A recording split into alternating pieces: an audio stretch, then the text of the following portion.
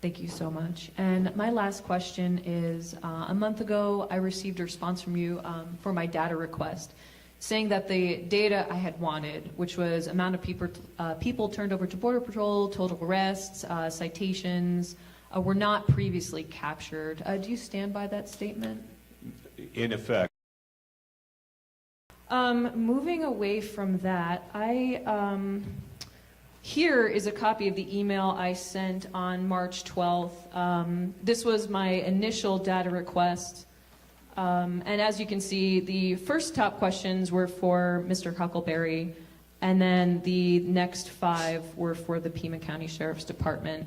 And for those who can't see it, the first is asking for a specific form. The second is vehicle stops and citation numbers under Operation Stone Garden for fiscal year 17 and 18 while Stone Garden was active.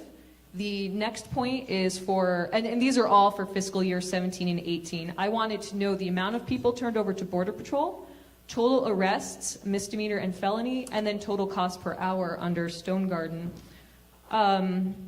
So here is a copy of Sheriff Napier's response to me, which I received on the 15th. And I wanted to just highlight a few things. So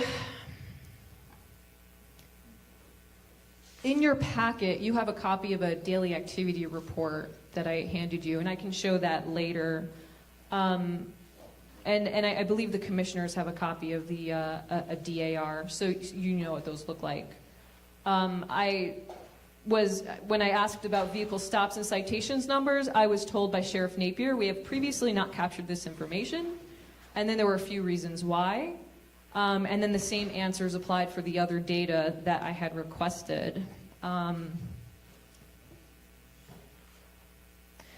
This is a copy of a activity report.